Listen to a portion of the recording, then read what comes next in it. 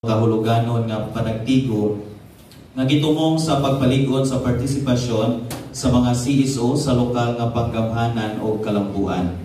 Naghatag kini og dakong kahigayunan alang sa mga na-accredit o sa mga gustong magpa-accredit nga mga organisasyon aron mas masabtan pa nila ang ilang papel, mga responsibilidad o kontribusyon sa pagtukod ug sa kamalinawon, inklusibo o participatory communities.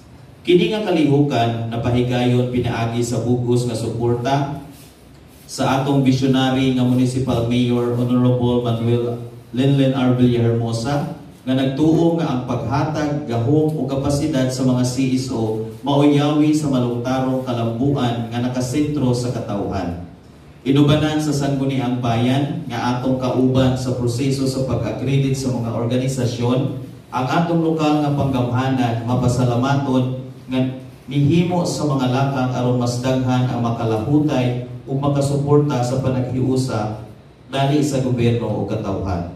Sa tibuok adlaw nga atong aktibidad karon, atong paminawon ang mga nagkadiyang speakers. Ang una, ang atong MLG-006 sa DILG Hilongos, Ms. Jessica J. Husol.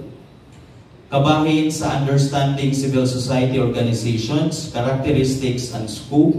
Sunod niya si Honorable Allen Biriuma, ang SB Vice Chair sa Committee on Accreditation, nga maghisgot kabahin sa role of the Sangguniang Bayan in the accreditation of CSOs and its impact on local governance.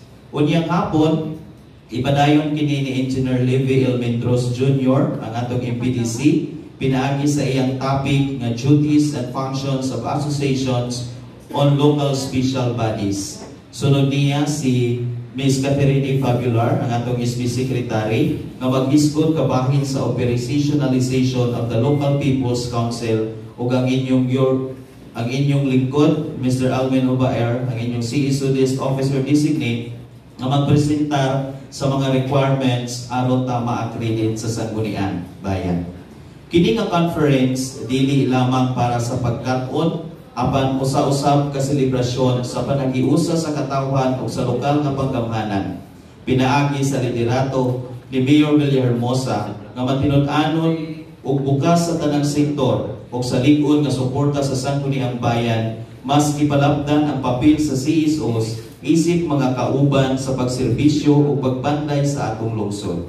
Kini nga kalihukan nagpamatuod nga ang tinuod nga kalambuan mahimong makabot kung ang gobyerno ug ang katawhan magtinabangay, magpaminaw ug mag-uban sa usa ka tumo ang pagtukod sa usa ka lungsod nga patas, lig-on ug walay bisag kinsa nga mapasagdan.